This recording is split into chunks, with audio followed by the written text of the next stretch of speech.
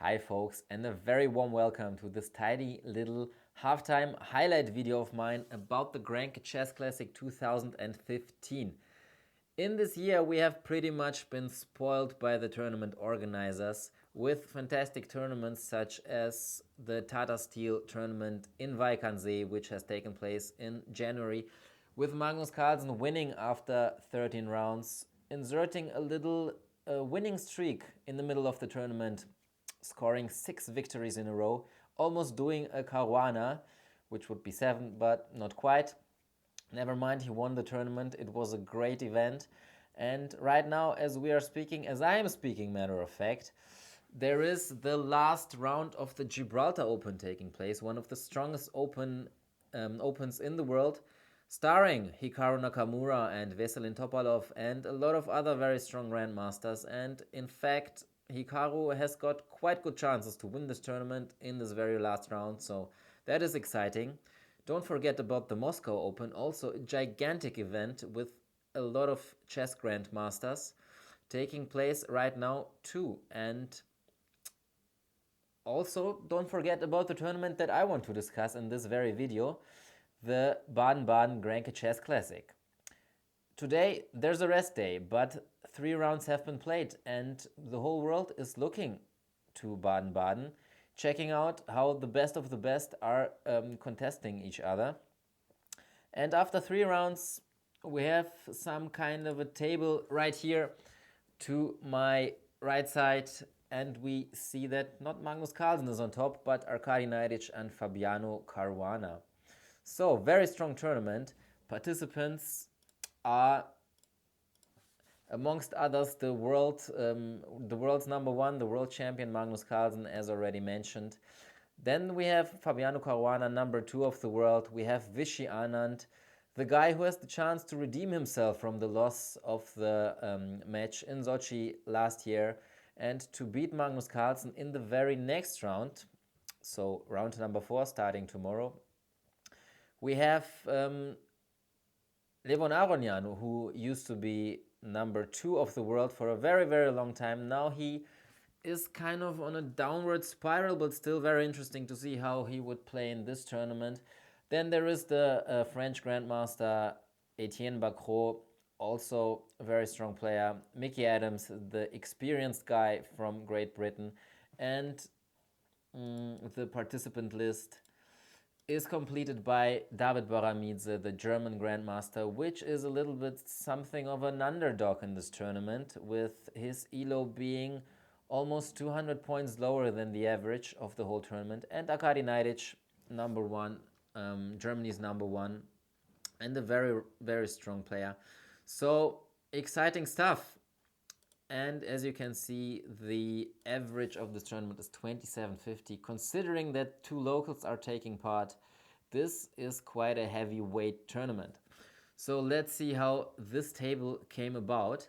And let's do it by talking about the rounds in particular. So the first round took place on Monday, and it was all draws. Last year there was not a single round in this very super tournament where all games ended draw in the end. But here the very first round was enough for this record to not be continued. The guy who was closest to a win probably was the French Grandmaster Etienne Bacrot, who had David Baramidze at the edge of resigning, but the German Grandmaster managed to fight back. So this tournament, it started kind of slow with all draws, but I want to show you this very game of Etienne Bacrot and David Baramidze before we move on to the, I promise, somewhat more exciting second and third round. So in this position, after a green felt, queens were exchanged and Etienne took on g6. So basically David could be quite happy with the run of events in this position because, of course, he does not have the very best opening repertoire, and with black it's always quite a challenge for him to face against all those world-class players, but he managed to exchange queens and to almost equalize this position, I would say, because with queens, you always have to be careful with your king with some mating ideas around the dark squares or along the h-file. But here the queens are exchanged. But unfortunately for David, the problems have not stopped. So Etienne Bacrot took on g6. And how would you recapture? It's difficult. David took with the f-pawn, but that was quite a concession positionally. H takes g6 would have been the brave and the correct move.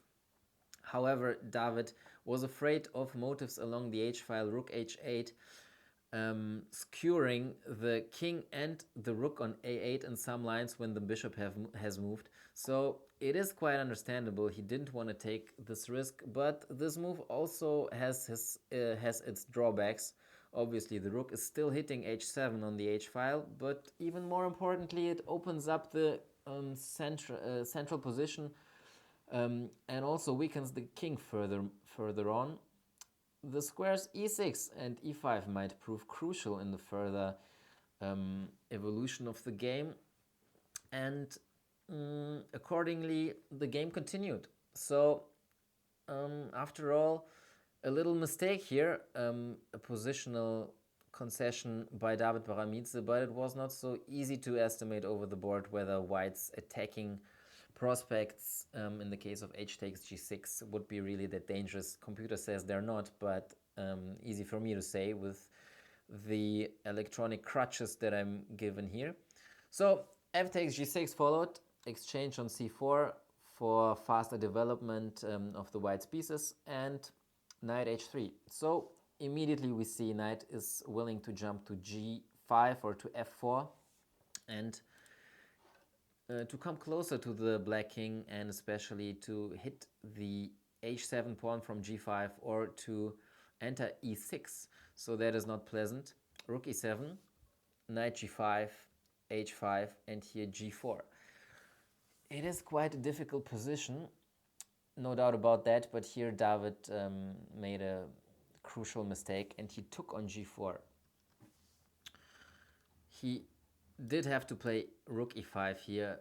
That would have been the more stubborn defense, but as ever so often in a difficult position, you tend to make mistakes. That's just the nature of the game, and that's what happened here. H takes g4, and here Etienne Bacrot had a very, very serious chance to be the first winner of the round of the tournament by just taking back this pawn.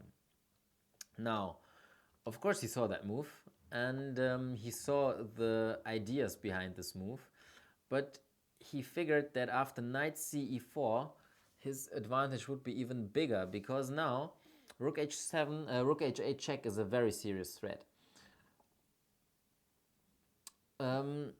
Now, of course, the critical move would be to grab the pawn on f3, and this is exactly what David did. Otherwise, White's advantage is quite clear to me. G takes f3, and now rook h8, king g7, and here, obviously, Etienne's idea was to play rook h1, and there's a mate threat on h7. Quite a nasty mate threat. What do? Those knights, they are taking away a lot of squares from black's king, and there's not really a defense, at least at first sight.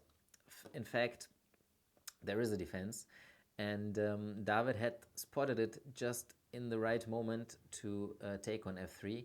And there's a brilliant knight d2, it turns out. Knight d2 check. What to do? If you move the king, I will just take on e4, winning a piece. So knight takes d2 is the critical move, but then bishop f5 check is a discovered attack. I'm hitting your king, and I'm threatening to take on h8. Of course, you have to parry the check first, and after rook takes h8, white is just up. A lot of material is exchanged, and 2 pawns. Of course, white can resign here. So major flaw in this very plan of the Frenchman. So after king g7, he had to repeat moves with rook h8, king f8, rook h7, king f8, rook h8 check, king g7, and a draw was agreed. So that was the game which was closest to being decisive in favor of Etienne Bacrot, but in the end, Unfortunately, he missed, at least unfortunately for him, he missed some tactics and the game ended in a draw, which is quite satisfactory for David Baramidze, who is somewhat of a rookie in super tournaments, but he held the draw with black here and he can be happy with that. So, first round was all draws. The other games, of course, the highlight of the day, at least on paper, was Levon Aronian versus Magnus Carlsen, former number 2 against former and still reigning number 1 of the world, according to Elos. And it was an interesting game. It was quite a long game, as you can see here, 63 moves. I hope you can see it. I hope my head is not in the way. Actually, just for this purpose, I put on a white shirt today to be transparent. So I'm quite liking it. Usually I am quite transparent, but this time I'm even more transparent. So you can see the number of moves here, 63 moves. It was a very interesting game with ups and downs for both sides. Both parties had chances to press, but in the end the draw was kind of the logical conclusion because the advantage was never big enough for either of those two players to win. We have the game Adams versus Naiditsch, which was also quite a level game, quite long indeed, but not big chances to win for either side. And Fabiano Caruana versus Vishy Anand, also just a logical draw where black Vishy Anand could equalize white's initiative and then just draw the game. So, second round, I promised you there would be more action in the rounds 2 and 3, and that's just the way it is. So we see that the score was opened by Magnus Carlsen, none other than the world champion, winning against his second at the world championship match in Sochi, Mickey Adams. All other games ended in a draw, but that is not to say that those games still were very exciting. Let me still show you the game that ended in a decisive manner. Magnus Carlsen versus Michael Adams. So we see the position after 11 moves. Magnus opened with the c-pawn, so it's an English opening. And in this position, both pairs of knights have been exchanged. And there's no reason to think that black is really worse here. It's just a level position, if you ask me. But Mickey Adams, he committed the final mistake at this very stage in the game, according to my opinion. He played a5, which just is not the best move to make in this position. You have to play bishop d7, just from an aesthetical point of view. As you can see, all pieces are ganged up on the d file. All the squares are occupied and you just have to play this move. It's just an unwritten rule. If you can do something aesthetic without ruining your position, you have to do it, and he didn't do it, so he lost the game. Okay, I'm obviously joking, but bishop d7, I mean, come on, you have to play this move. a5, still very fine, and Carlsen went on to play e4 here. So black kind of has to take, otherwise he would be facing an avalanche after f4. Let's say I play a move like rook e8, f4. Those pawns, they are quite scary, potentially at least, and the bishop is not doing much on c5 now. So d takes e3 en passant, f takes e3, and in the further evolution of the game we see white's idea. The idea is just to play against this bishop on b6. Now this bishop is just not doing a lot of active things. Of course he is protecting the pawn on a5, he is protecting, I should say it is protecting the pawn on c7, but it's hitting the pawn on d4, which is very reliably protected by the pawn on e3, and as long as the pawn on e3 won't fall, the pawn on d4 won't fall either. So basically white is kind of a piece up on the king side, but of course it's not so easy to take advantage of this. However, this is exactly what Magnus Carlsen is famous and also feared for. He just needs to have something to play with, just some motive he can build on, and he will convert this into a full point in many, many cases. Now, Queen b3 followed here a couple of maneuvers and b4, so not only does white have plans on the king side, also on the queen side he can try to make progress, and this is what Magnus does here. b4, and he puts the pawn to a5 and now tries to play against those weak pawns on b7 and c7. But after c5, Michael Adams said after the game that he was actually quite happy with this position because, well, you can't really take this pawn on c5 because then the bishop would really come alive. So you take on c6 en passant, and after bishop takes c6, those bishops exchanged, and it somehow makes black's life a little bit easier. However, I really doubt that black has fully equalized here because the bishop is still not doing a whole lot. It is still looking onto this pawn, not really doing much active stuff, and the problem is that as soon as you play bishop b8 and follow up with d5, this pawn is going to be really, really weak. Rook is coming to f5, you have to play passively rook d7, then maybe rook is coming to c1, c5. It's really tough to defend this pawn, and it's not like this bishop would do a whole lot more on this diagonal. It's also looking onto a very solid pawn chain. So it's really strange in a way because the pawns in the center are fixed on the same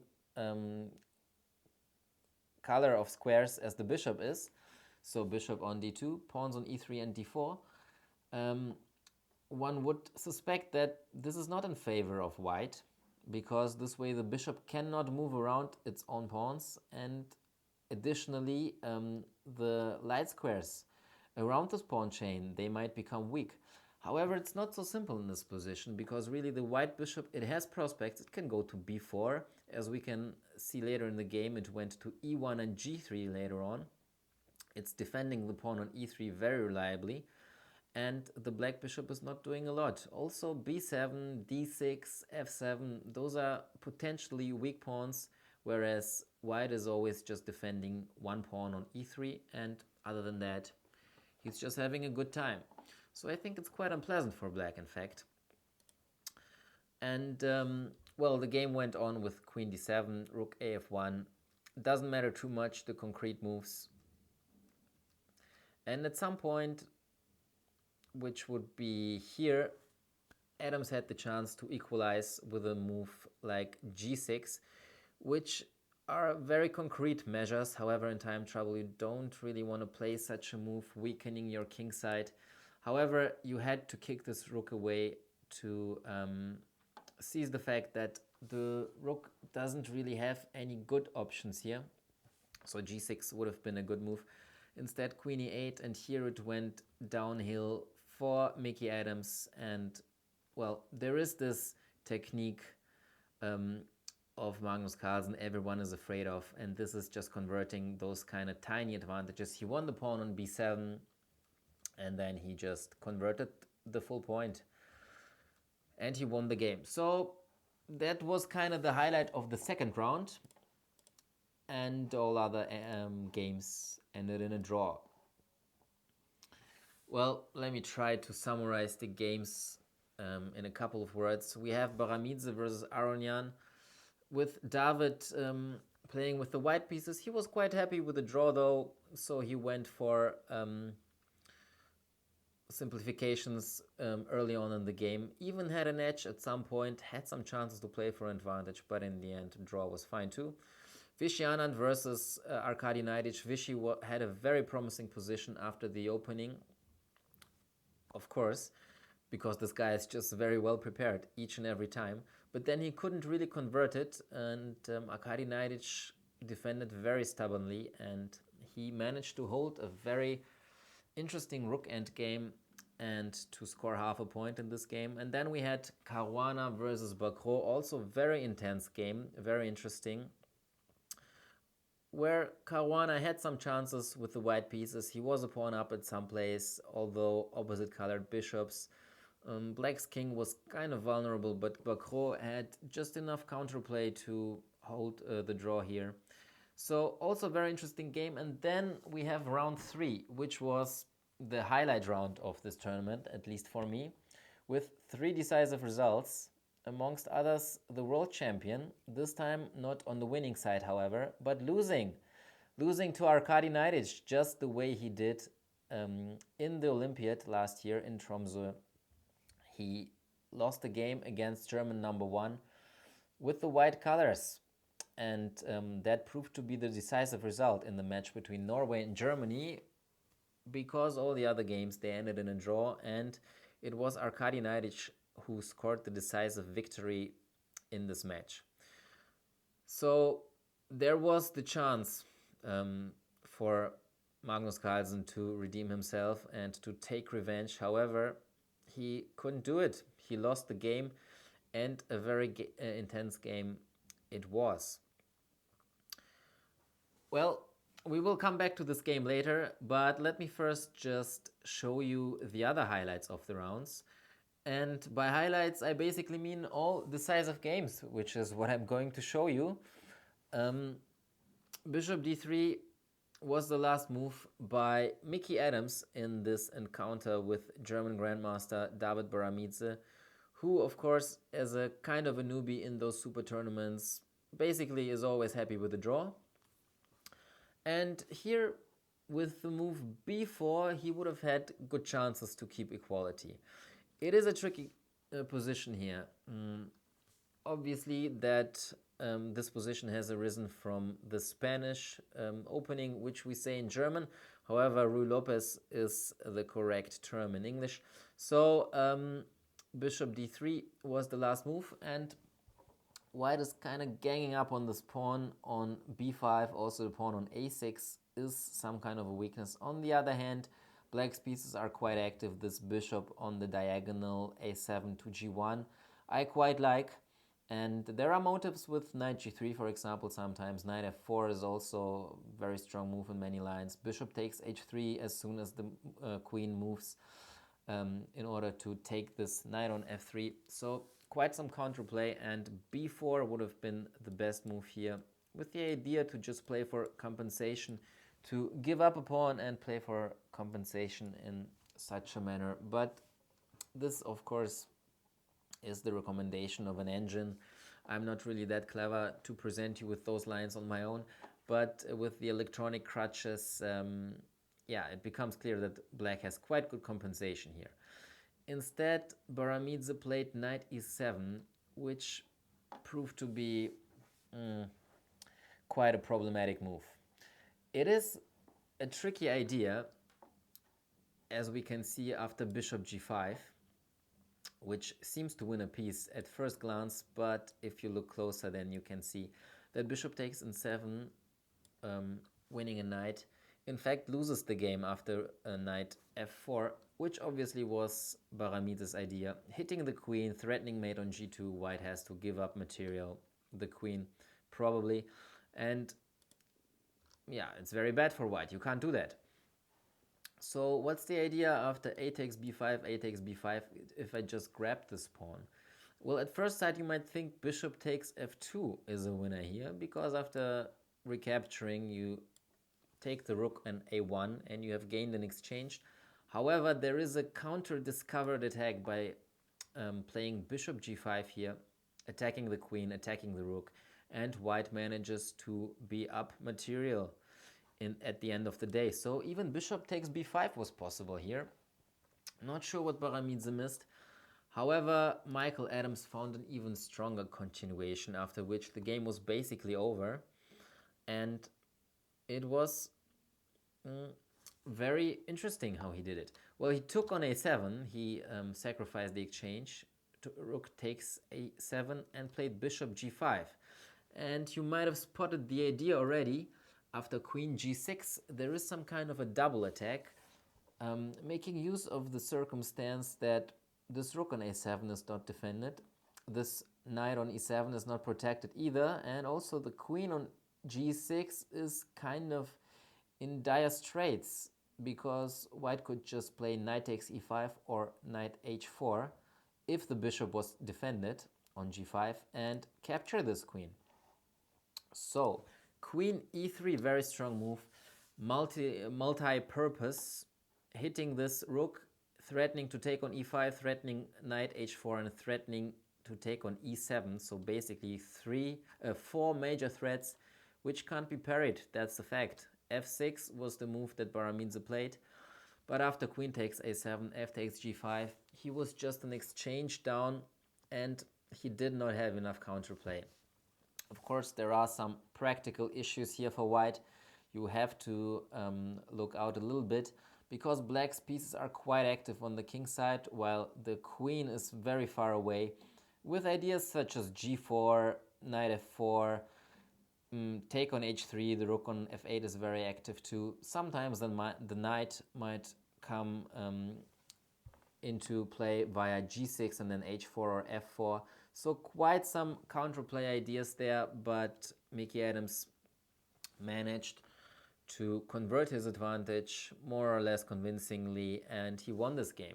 So that was one of the decisive games of this round, and the other one, except the aforementioned Arkady Naiditsch versus Magnus Carlsen, the other one was Caruana versus Aronian, respectively, the other way around.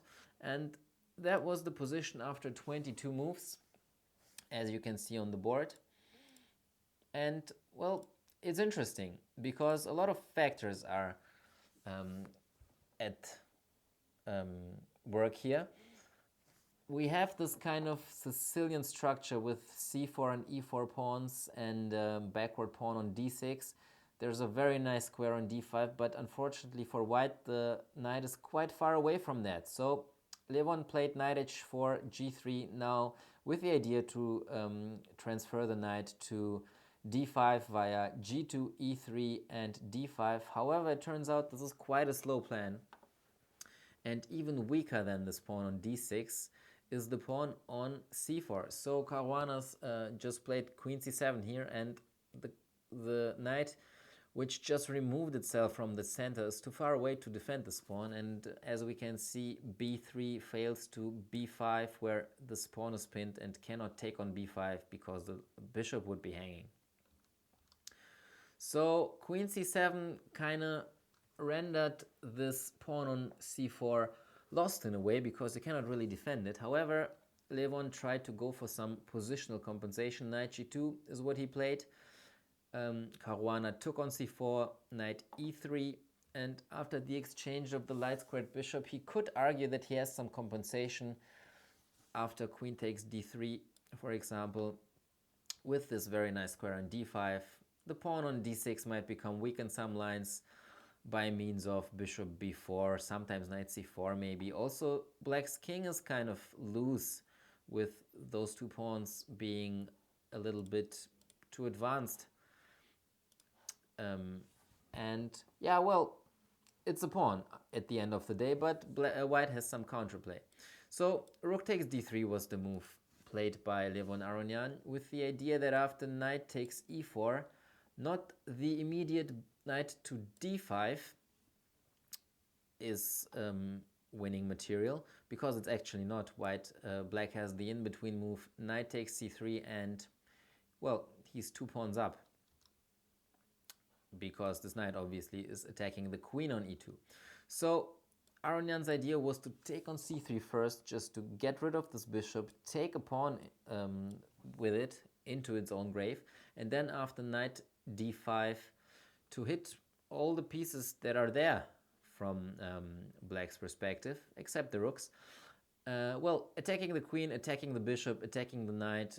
Black obviously has to give back some material. Caruana played queen d6, queen takes e4, and bishop f8. Now, there is no real discovered attack to remove this knight from d5 and hit the queen, so white just improved his position. Aronian played rook d1, brought the last piece into the game, b5, queen f3, king g7, and it turns out he does not quite have enough compensation for the pawn. Black, of course, is a pawn up, and he just plays around this very strong knight on d5. All white's pieces, they look harmonious, but in fact he's a pawn up and as pawn down, and as soon as black can manage to get his central majority moving here by means of f5 and e4, it's gonna be really tough, especially if the bishop comes to life via c5 or g7. So Aronian played knight c3 here. Somehow that's the wrong direction, that's how it feels. Queen e6 and rook d7, trying to get some counterplay on the 7th rank against the f7 pawn, but it turns out black is just in time to parry all the threats that might ever arise. Queen e4 and rook a7.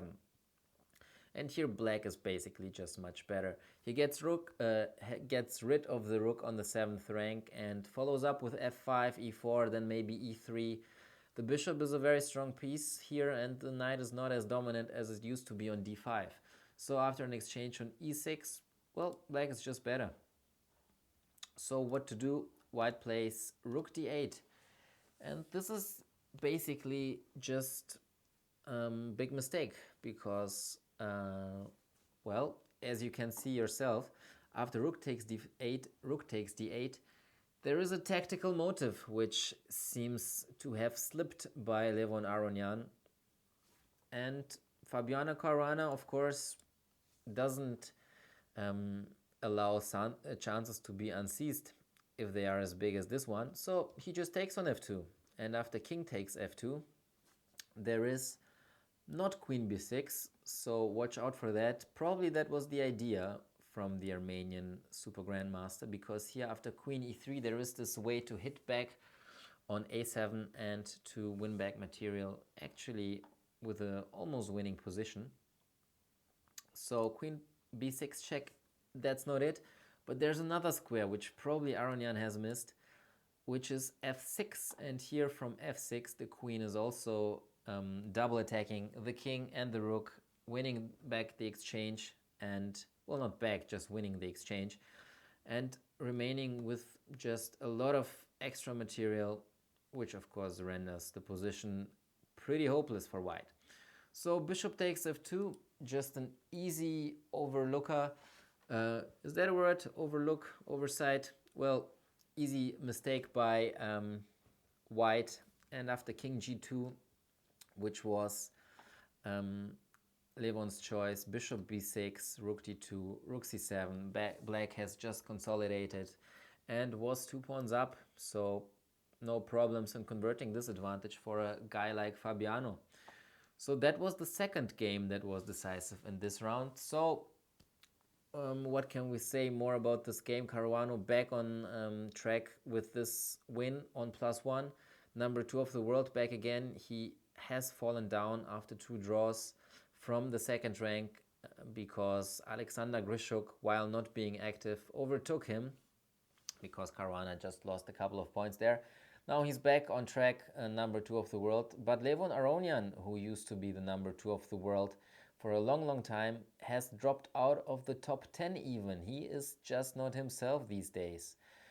The trend is not his friend, admittedly, and it will be exciting to see if he can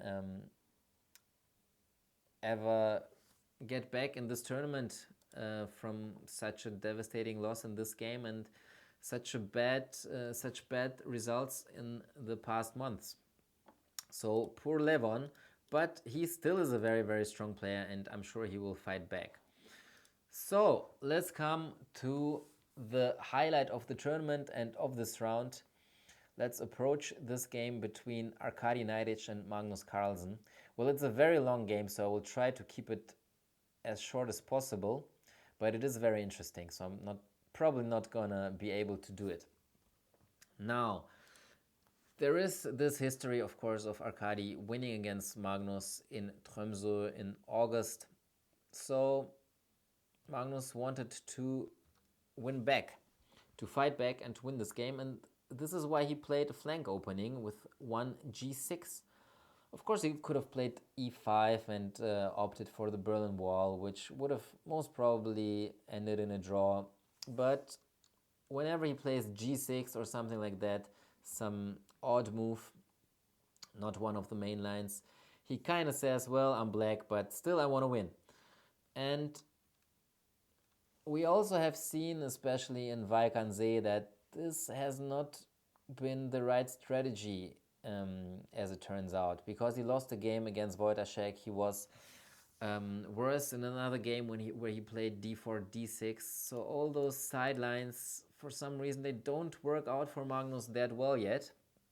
And in this game, he also had some trouble. Well, this is just the perk, and Arkady plays g4 here. Very interesting approach to this opening, just winning some space, very aggressive.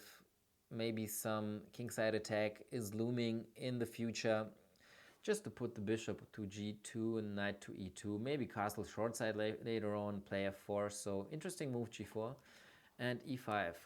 Immediate counter blow in the center, d5, some kind of King's Indian position, but still quite favorable for white. And well, let me just go through the moves here, and unfortunately you saw the continuation at this point. Well, this is just a bad position for black, and the problem is that you have just a lot of problems by in form of lacking space. All the minor pieces are still on the board, which makes it more difficult for black to find suitable squares. So white with a space advantage here, very easy piece play, bishop to g2, knight to g3 probably, then queen to d2, castle short side or long side, remain in the center, we'll see. Some prospects on the king side, also on the queen side, maybe a5, rook can join the attack via a3 or a4, knight can come to a4 and to b6, and basically white is just controlling the position. So bishop takes g4 was kind of a bummer here, and it was very unexpected for a lot of onlookers. For example, French top 10 Grandmaster Maxime Vachier-Lagrave, who commentated this move with the abbreviation OMG, GGG. Oh my god, no one could have expected that. So just a speculative piece sacrifice on g4, and that inspired the Frenchman to coin the phrase Magnus Jobava for his loose play. So maybe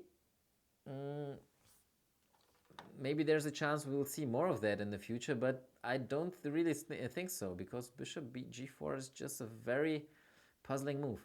Well, the idea is black is sacrificing a piece for 2 pawns, but he has a potentially very strong pawn avalanche here in the center, and well, he might get the c5 square for the knight, because the bishop has to retreat probably, and it's just a practical solution, with white's king never being able to find a safe haven right now, because, well, white cannot really castle short side, there's no pawns left to cover the king. Long side, you have weakened yourself with a4. In the center, it's also quite vulnerable, this king of whites. So what to do?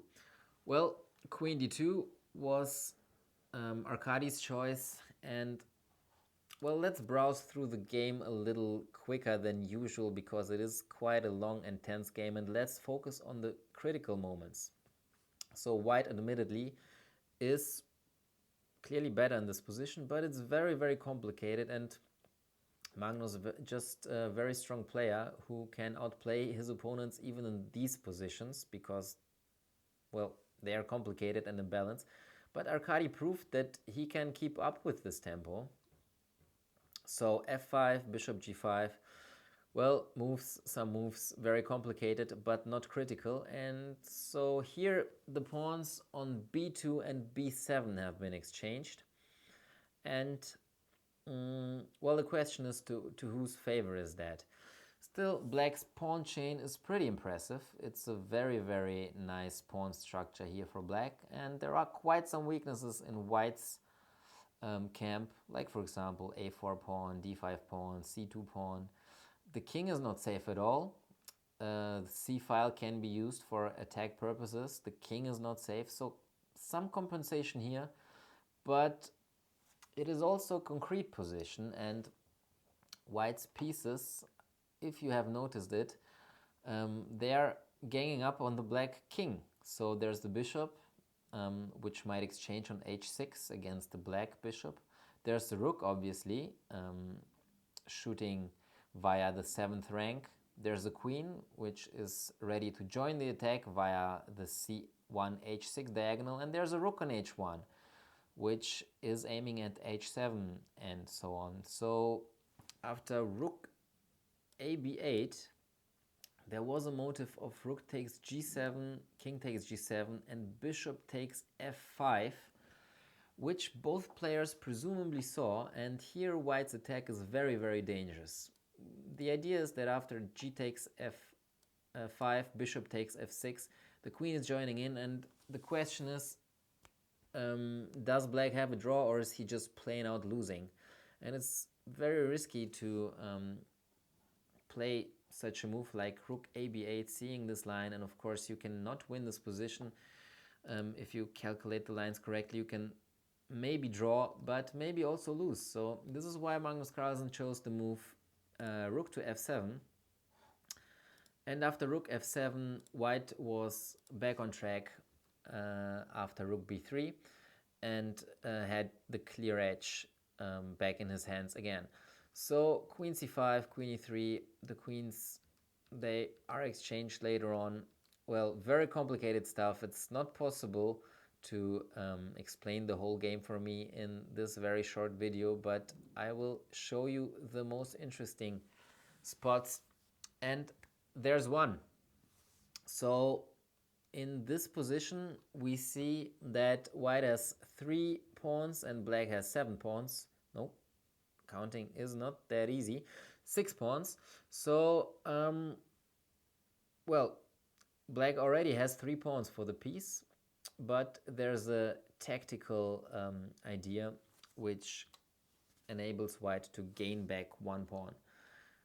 Normally this would be enough compensation for black, obviously, but there are a lot of other factors like king safety. Black king might become vulnerable at some point, but so could white's, and also this pawn on a6 is quite a target because white is just a piece up and can coordinate his forces to win this pawn at some point.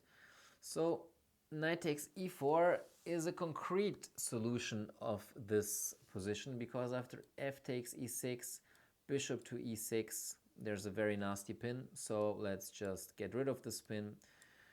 White takes on f7 and plays rook b6. That was the concrete idea of Arkady, and in this position, although white has not won any material but actually made an unfavorable exchange, he wins this pawn on a6, and there are some weaknesses on e4 and d6, and this a pawn might become very, very unpleasant for black. For example, after rook takes c2, rook takes d6, as I mentioned, black's king has problems. Rook b7 is a serious threat, so not pleasant.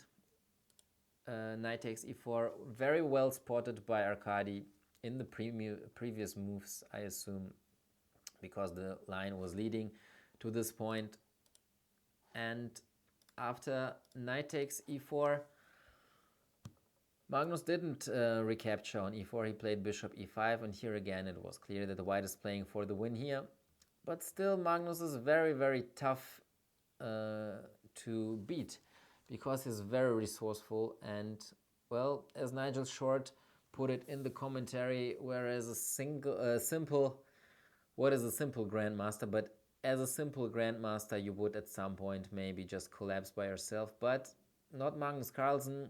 To really get this guy killed, you have to ram a rod through his heart and twist it over and over again just to make sure that the guy's dead. Well, quite an interesting comparison, a little too brutal to my taste, but probably just true.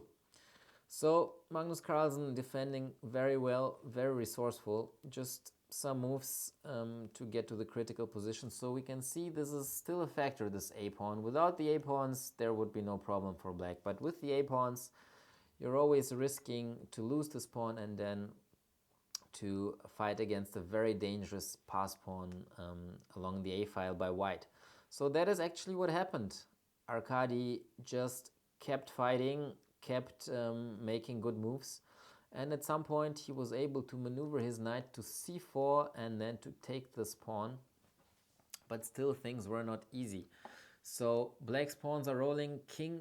The white king is potentially in a mating net, so this is very dangerous stuff, but Arkady proved that he has nerves made from steel, and he just believes in his position and he makes the correct moves. I mean, honestly, I would have kind of panicked a little bit playing against these pawns, but white also has a very solid ace up his sleeve, which is this a-pawn, and it turns out that white is just in time to defend all the threats. Here he loses the very important f2 pawn, and those 4 pawns are rolling, but white is just in time.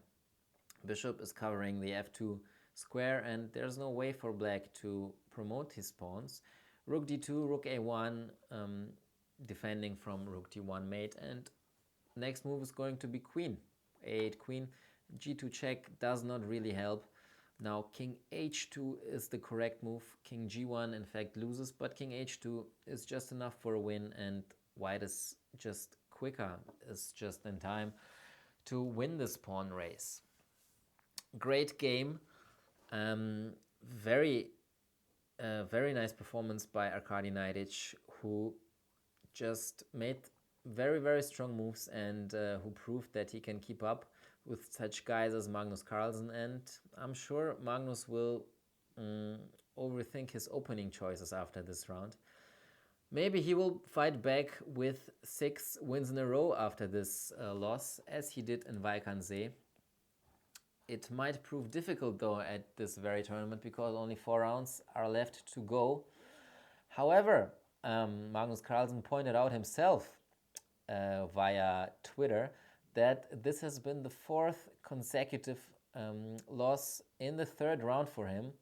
He lost in Weißensee to Wojtaszek. He lost in the World Championship match to Vishy Anand. He lost in the Olympiad in the 3rd round, and he lost at the Sinquefield Cup to Caruana in the 3rd round. But nevertheless, the guy is known for fighting back immediately after a loss and winning games in streaks, in fact. So today there is a rest day, but tomorrow the tournament continues. So let's see how it continues. Here we have the 4th round. Wait a sec. Where is it? Here we are. Now, 4th round. If I just move my head a little bit to the side, even though I am transparent, you can see the pairings quite well. Well, we have Vishy Anand versus Magnus Carlsen. Of course, the big chance for Vishy Anand to redeem himself from the World Championship match loss and to win maybe a game against Carlsen. Again, with the white pieces, he very much proved that he's capable of doing so at the World Championship match. Always dangerous with white. I am betting a lot of money on 1d4. He will probably open with the d-pawn and then try to put Magnus under some pressure. We have the all-German encounter between David Baramidze and Arkady Naiditsch. So interesting match here too. Will David be able to play for a win with white, or will he be satisfied with the draw? We have Caruana, the young up-and-coming star, against the old and, well, experienced Michael Adams. So which quality will prevail? Also interesting question. And we have Etienne Bacrot against the somewhat unlucky Levon Aronian these days, who is going to have to recover from all the blows he has been yeah, he had to handle. So fourth round is going to be very interesting, and I'm actually looking forward a lot because it's just a very interesting top tournament. And this halftime, well, it's not really a halftime today, it's a 3/7 of a time. Well, it will be used by the players to reload the batteries, to work on their opening preparations, and then tomorrow matches will continue. And this is a very strong tournament, and I'm not sure if Magnus Carlsen can come back to the top of this tournament, or maybe we can see another tournament winner in Baden-Baden this year. Well, that has been quite an extensive show. I didn't plan to make it that long, but there were just a lot of topics to cover. So I hope you had fun watching this video, and I will probably see you at the end of the tournament with another recap video of the whole tournament then. And I'm looking forward to doing so. So keep following the tournament on our site with live commentaries by Jan Gustafsson and Nigel Short, who are a very good team and who are very fun to follow and to watch every time. So be sure to not miss out on that one. And just look at the games and see how the top grandmasters of the world are playing chess these days, which will improve your chess too. So, thank you for watching and see you soon.